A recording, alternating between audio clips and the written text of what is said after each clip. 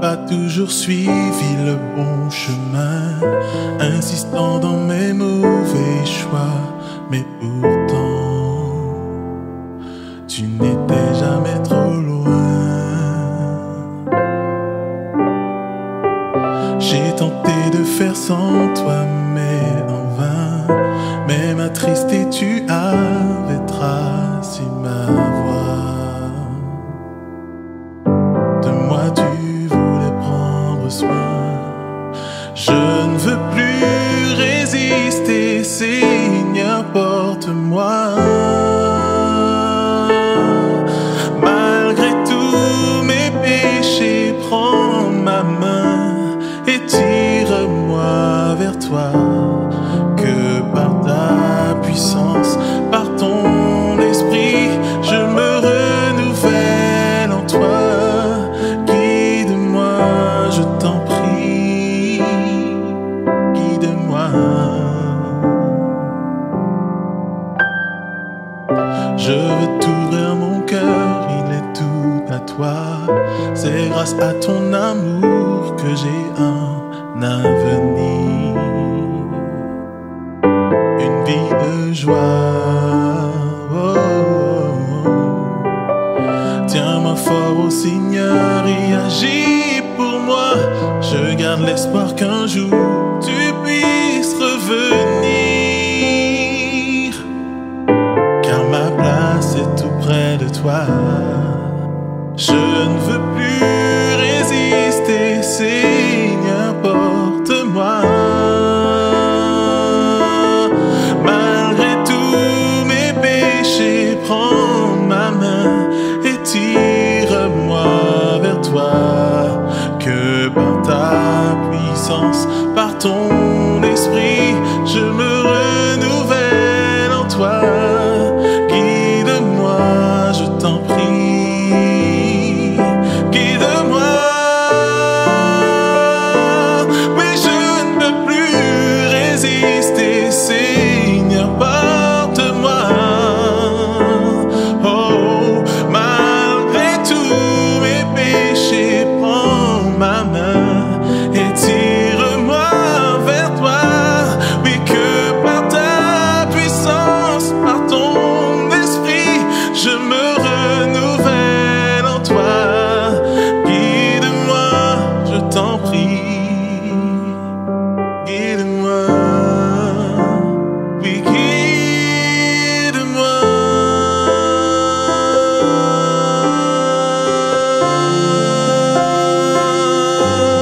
Oui, guide-moi.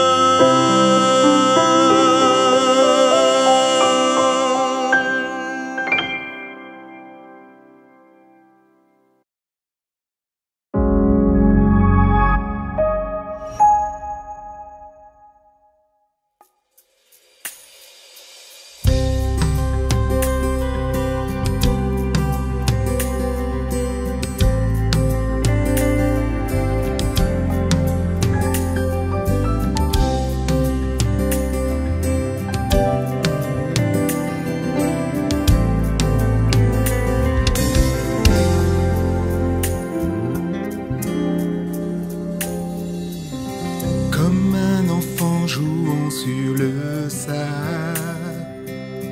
croyant qu'il peut vider la mer, je me tiens devant l'inexprimable, l'amour plus grand que l'univers. Tu es Dieu, éternel et infini. Tu es Dieu, qu'aucun mot ne peut décrire. Mais j'essayerai encore.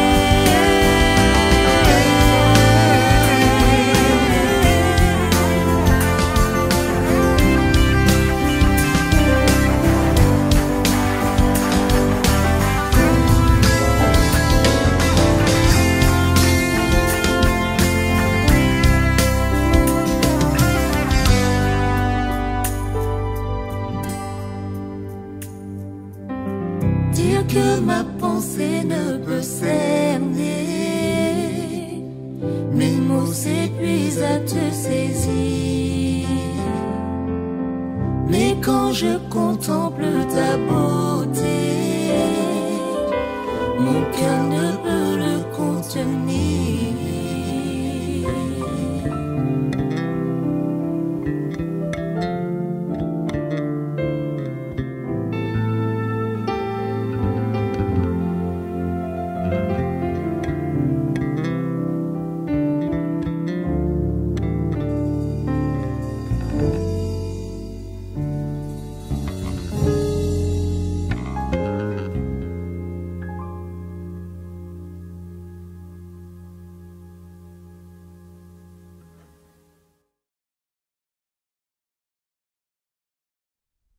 Bonsoir à tous. Nous voilà à notre 7e rencontre de cette semaine de prière. Être des témoins. Et en ce soir, nous allons découvrir combien il est important d'être des témoins en couple. À deux, le travail est beaucoup plus puissant. Et le Seigneur a placé des hommes et des femmes en couple pour accomplir des missions bien spécifiques au sein de son Église. Oui, le couple en action pour Dieu, c'est quelque chose qui marche. Je vous invite à incliner la tête et nous allons prier. Oui Seigneur, alors que nous allons partager ce message en ce soir, ce 7e message de la semaine de prière, où tu nous interpelles chacun à être des témoins fidèles, reconnaissants, Seigneur. Nous voulons placer ce moment entre tes mains et que nous soyons pleinement bénis et que ce que nous allons entendre ce soir puisse nous faire du bien, nous purifier et nous permettre d'aller de l'avant. Merci pour tout ce que pour nous, t'avons prié ton fils ta gloire. Amen. Tout mouvement a besoin de dirigeants. Et ça, c'est quelque chose de capital. Toute église a besoin de dirigeants. Et le mouvement adventiste a bien compris cela. Des dirigeants sont placés afin de pouvoir faire avancer l'œuvre. Or, il faut le reconnaître, certains des dirigeants les plus efficaces sont des couples. James et Ellen White se sont mariés le 30 août 1846 et ensemble sont devenus deux des dirigeants les plus influents du mouvement, lequel est devenu l'Église adventiste du 7e jour. Ils ont prêché ensemble, enseigné ensemble, corrigé ensemble et conseillé dans toute l'Amérique du Nord. L'œuvre des publications initiée par James a été une force motrice dans la propagation du message adventiste dans le monde. Et les écrits d'Ellen White ont apporté une vision et des conseils prophétiques aux membres des églises du monde entier. Nous pouvons et nous pourrions les qualifier de couples influents, adventistes par excellence. Une paire d'individus très influents qui se complétaient et se renforçaient l'un l'autre. L'Église chrétienne primitive a eu, elle aussi, un couple aussi influent, Aquilas et Priscille. Tout comme James et Hélène, ils renforçaient l'Église partout où ils allaient. Nous rencontrons Aquilas et Priscille pour la première fois dans le 18e chapitre du livre des Actes, après le voyage de Paul d'Athènes à Corinthe. Corinthe était un centre culturel, politique et économique important et un endroit idéal, un endroit idéal pour annoncer l'évangile, compte tenu des deux ports qui attiraient de nombreux voyageurs. Aquilas et Priscille s'étaient installés récemment à Corinthe. Comme tous les autres Juifs, ils avaient été contraints de quitter Rome à cause de l'édit de Claude, vraisemblablement à la suite d'un conflit concernant la prédication sur Jésus-Christ. Il semble que le couple était déjà chrétien avant l'arrivée de Paul. Ils accueillèrent ce dernier chez eux et dans leur entreprise. Aquilas et Priscille étaient tous deux fabricants de tentes. Le trio travaillait en étroite collaboration probablement dans un atelier situé au rez-de-chaussée de la demeure du couple. Ils utilisaient sans doute cet espace pour parler de l'évangile à leurs clients. Peut-être même que des petits groupes de croyants s'y réunissaient. Silas et Timothée rejoignirent Paul à Corinthe et, à la suite d'un conflit entre les Juifs, l'œuvre missionnaire s'étendit aux païens. Priscille et Aquilas étaient probablement aussi actifs dans ce ministère.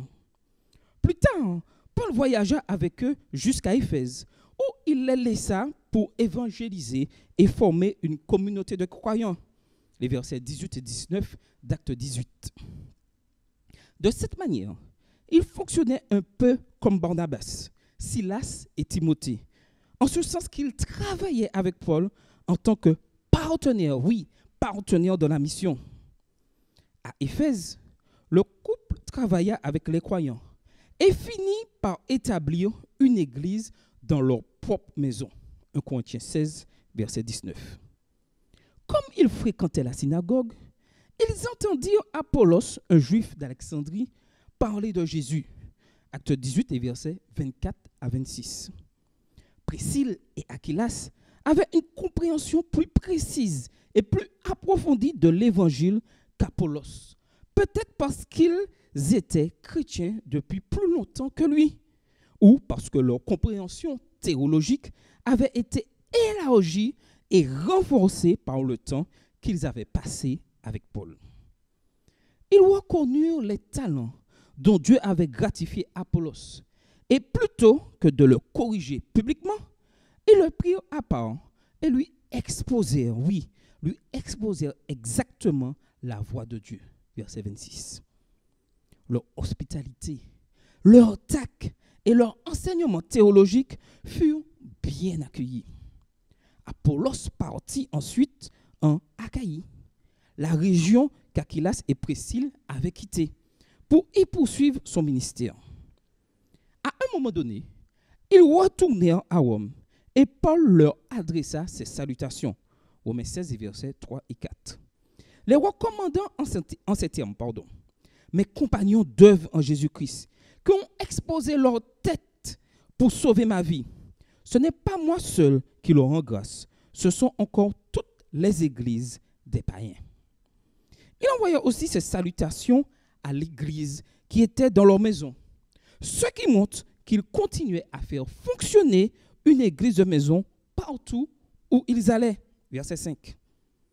Cette brève mais puissante salutation suggère que le couple juif ne s'était pas simplement focalisé sur le ministère auprès des Juifs, mais qu'il avait aidé Paul à évangéliser les païens, au point que toutes les églises des païens leur rendaient grâce. La dernière référence à Priscille et Aquilas se trouve dans 2 Timothée 4, verset 19, où Paul demande à Timothée de les saluer. Ils étaient retournés à Éphèse, où ils travaillaient sans doute avec Timothée pour renforcer et développer l'Église. Ce couple de migrants, équipé des outils de son métier et d'un amour profond de l'Évangile, ouvrit sa demeure à Paul et à d'autres croyants dans 3 villes différentes et fit progresser l'Évangile partout où ils allaient. Aquilas et Priscille n'étaient pas des pasteurs rémunérés. Ils exerçaient plutôt leur métier et utilisaient les ressources, le temps et les connaissances dont ils disposaient pour éduquer et évangéliser les membres de leur communauté. Nous vivons aujourd'hui à l'ère de la mondialisation. Il est infiniment plus facile de voyager que lors des longs voyages entrepris par Paul et Priscille et Aquilas. Nous pouvons communiquer rapidement par le biais de textos, de courriels et par cellulaire. C'est très facile d'appeler à l'autre bout du monde et gratuitement en plus. Cependant, malgré toute cette connectivité, beaucoup d'entre nous aspirent à la connectivité relationnelle manifeste dans l'Église chrétienne primitive. Et cette période de Covid-19, on a montré que le distanciel aujourd'hui, on n'en veut plus. On cherche à nouveau à se rapprocher les uns les autres, à être connectés les uns aux autres. Il est important de savoir que la puissance du témoignage d'Aquilas et de Priscille ne réside pas dans leur connaissance théologique ou dans l'équilibre entre le commerce et le ministère, mais dans les relations qu'ils ont forgées avec Paul, Apollos et aussi d'autres croyants. Leur maison a permis à Paul de se loger et de subvenir à ses besoins tandis qu'il exerçait son ministère. Elle a servi de cadre à la formation théologique d'Apollos. Et partout où ils ont vécu, elle est devenue une église de maison, un lieu de culte, un refuge pour les croyants.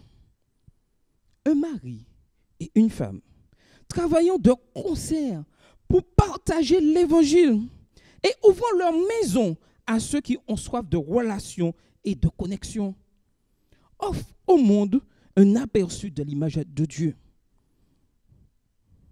Le témoignage d'un couple a permis à l'œuvre de se développer. Aujourd'hui, le Seigneur souhaite que les couples puissent se mettre à son service. Mais avant tout, il veut que chacun individuellement puisse prendre conscience qu'aujourd'hui, nous devons être des témoins fidèles. Aux couples qui existent déjà dans le ministère, aux couples qui exercent déjà dans le ministère, ensemble, le Seigneur vous encourage à continuer. Les responsables, pasteurs, dirigeants, anciens d'église, responsables de département, qui sont en couple, vous devriez partager ensemble cette parole. Trop de nos dirigeants fonctionnent en solo. Trop de nos dirigeants sont vus tout seuls. Aujourd'hui, le Seigneur nous interpelle en tant que couple à travailler ensemble, à collaborer ensemble dans la mission. Vous ne pouvez pas savoir le pouvoir immense qu'il y a de fait de savoir qu'un prédicateur parlant au nom de Dieu, de voir son épouse présente à côté de lui, partageant ce message, priant pour lui. Le pouvoir qu'il y a lorsqu'un couple travaille ensemble dans la mission. Malheureusement, tant de nos dirigeants travaillent en solo alors qu'ils sont mariés. Tant de nos dirigeantes travaillent en solo alors qu'elles sont mariées. En ce soir, le Seigneur nous interpelle en tant que couple à vraiment travailler ensemble pour la mission. Alors que nous arrivons à la fin, je dirais, de ce monde, le Seigneur nous interpelle en tant qu'hommes et femmes mariés à pouvoir annoncer l'évangile ensemble, à partager la parole de Dieu ensemble, à vivre ensemble toute la joie qu'il y a d'être des missionnaires pour Christ. Dans un monde où les relations sont brisées et les foyers peu sûrs, le refuge d'un foyer chrétien équilibré offre une guérison spirituelle et émotionnelle. Il est important aujourd'hui de noter que le ministère en équipe ne se limite pas aux couples mariés. Dieu peut utiliser toutes sortes de partenariats, qu'il s'agisse d'équipes d'amis comme Paul, Silas et Timothée, acte 18, verset 5, ou d'autres membres de la famille. Chacun de ces partenariats offre des avantages uniques pour l'avancement de l'évangile. Nous ne pouvons travailler seuls. Nous devons travailler en commun, en partenariat avec quelqu'un pour pouvoir annoncer l'évangile. Ellen White a écrit « L'œuvre à laquelle nous sommes appelés ne nécessite ni richesse, ni distinction sociale, ni talents spéciaux, mais un esprit de bonté et de sacrifice et un objectif bien défini. » Tout ceci dans le livre Évangélisé. Notre sphère d'influence peut paraître insignifiante, nos talents minimes, les occasions qui se présentent à nous rares, nos connaissances limitées. Cependant, il nous est possible aujourd'hui d'accomplir de grandes choses si nous mettons fidèlement à profit les occasions que procure la vie familiale. Si nous ouvrons nos cœurs et nos foyers aux principes divins, nous deviendrons à notre tour les dispensateurs d'une force vivifiante. De nos foyers émaneront alors des rayons salutaires, portant la vie, la beauté et la fertilité, là où règne la stérilité et la mort. Nul besoin d'être des pasteurs rémunérés pour être des témoins efficaces. Nul besoin d'être riche. Il nous faut seulement, oui seulement, être prêt. Prêt à faire l'œuvre de Dieu. Prêt à suivre son appel. Prêt à aller où il nous amène. Prêt à nous unir à d'autres croyants pour proclamer l'évangile du monde. Aujourd'hui, Dieu nous interpelle. Sommes-nous prêts à vivre l'hospitalité? Sommes-nous prêts à partager nos maisons? Sommes-nous prêts à partager nos talents, nos ressources et nous associer à d'autres croyants pour annoncer que Christ revient bientôt? L'Éternel, en ce soir, nous demande de suivre sa voie, car la réussite n'est qu'en suivant la voie de Dieu. Oui, il interpelle aussi les couples. Il interpelle en ce soir les couples. Devenez de véritables missionnaires. Il interpelle les couples pastoraux. Oui, en ce soir, travaillez ensemble. Trop de nos pasteurs, trop de nos anciens sont en solo alors qu'ils sont mariés. Le Seigneur nous interpelle en ce soir de prendre la décision, de nous arrêter afin de pouvoir faire le bilan, de pouvoir corriger ce qui ne va pas, afin que nous puissions, les couples de dirigeants, pouvoir vivre pleinement l'activité missionnaire ensemble.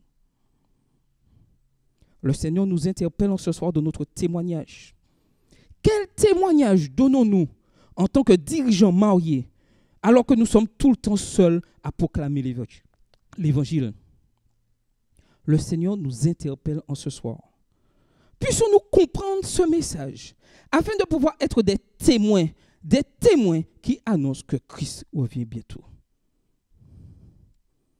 Le Seigneur nous a parlé en ce soir et il souhaite que chaque mariage, chaque couple, chaque dirigeant marié, chaque pasteur marié, chaque ancien marié puisse être un véritable témoignage dans la mission.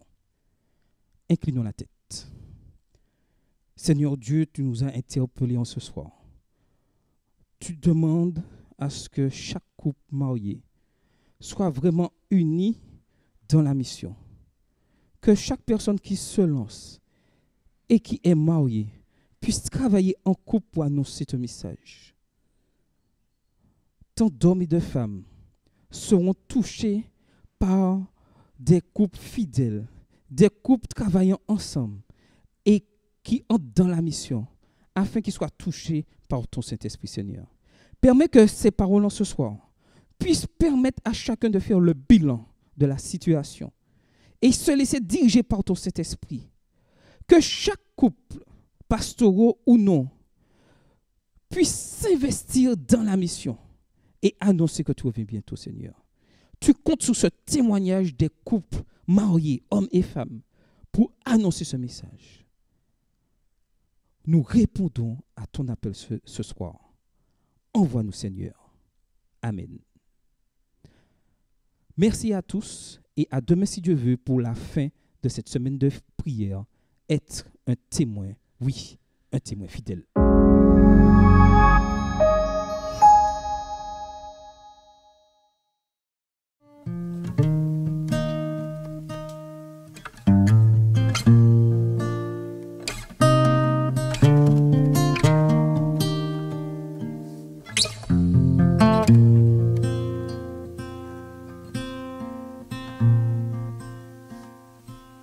Il y a des batailles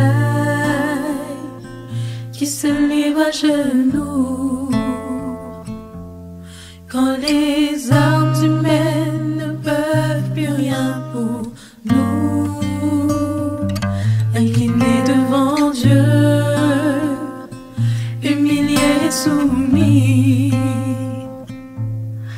force devient nôtre et nous vivons sa vie. Éternel, ta présence me fortifie. Dans mes combats, tu te montres en héros. À tes pieds, à jamais je resterai prosterné. Je t'adore.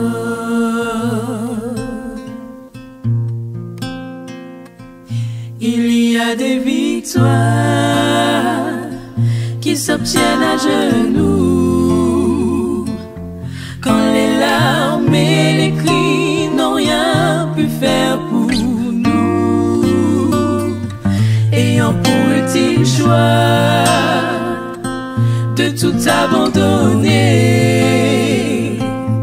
à celui qui pour nous a déjà tout gagné.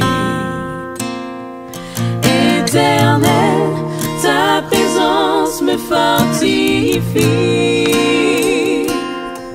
Dans mes combats, tu te montres en héros. À tes pieds, à jamais je resterai prosterné. Je t'adore. Éternel, ta présence me fortifie. Dans mes combats, tu te montres en héros. À tes pieds, à jamais je resterai prosterné. Je t'adore. Prosterné. À tes pieds, oh mon roi. Je t'adore. Prosterné. À tes pieds, oh mon roi. Je t'adore. Prosterné. Je t'adore.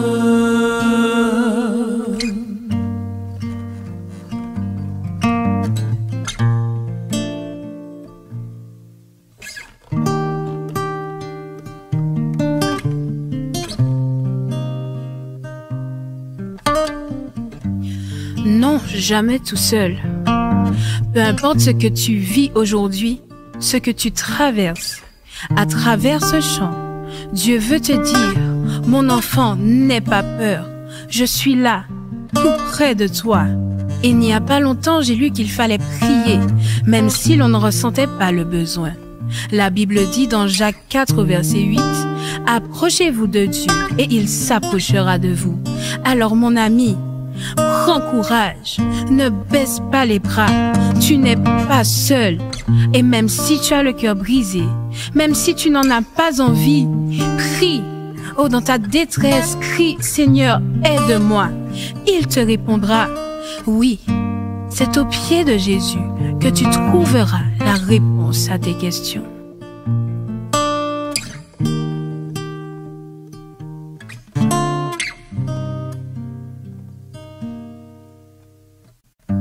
Tu m'appelles pas de l'annoncer dans l'inconnu que foule mes pieds.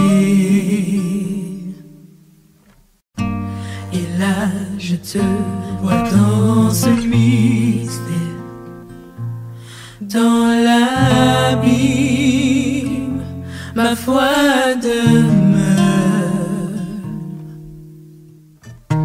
Et j'invoquerai ton saint nom, les yeux fixés vers l'horizon. Dans les tempêtes, tu me prendras dans tes bras, car tu es mien, je t'appartiens. Oh,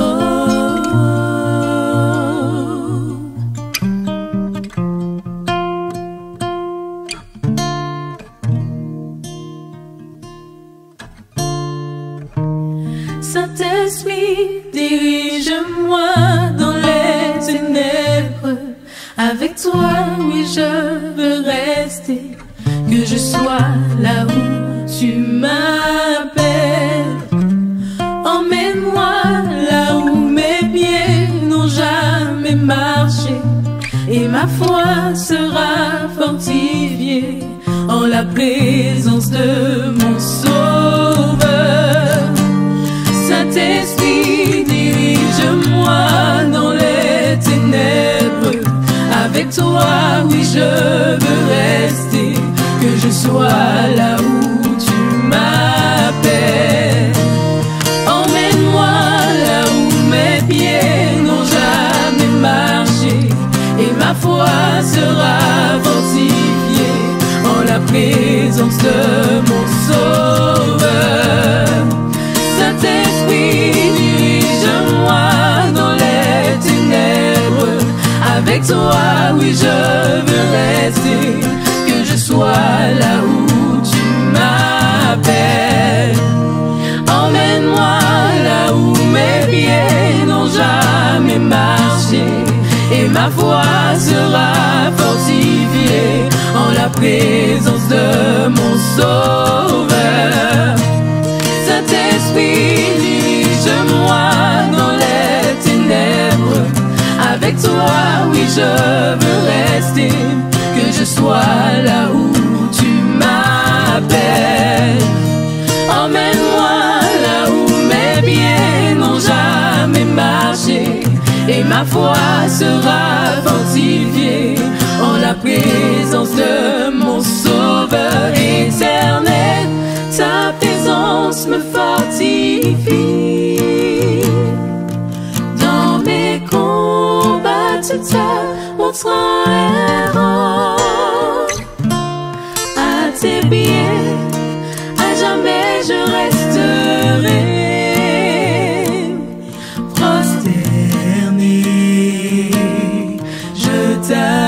T'adore, éternel, ta présence me fortifie. Dans mes combats, tu te montres un héros. À tes pieds, à jamais je resterai. Prosterné.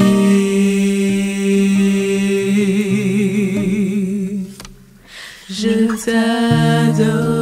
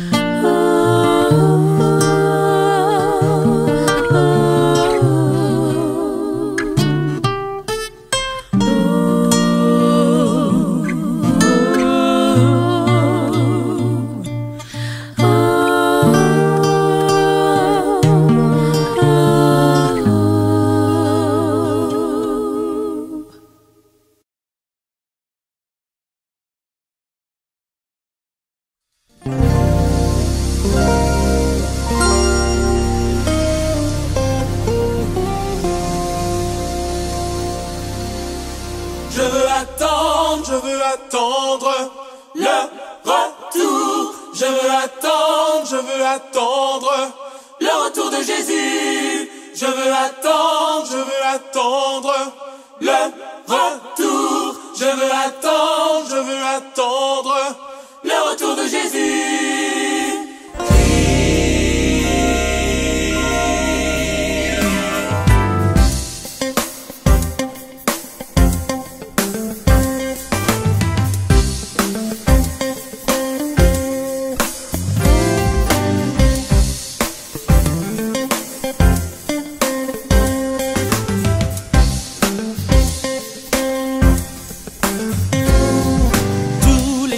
Quand je me lève et que je regarde autour de moi, ne vois que misère et désolation dans les foyers brisés.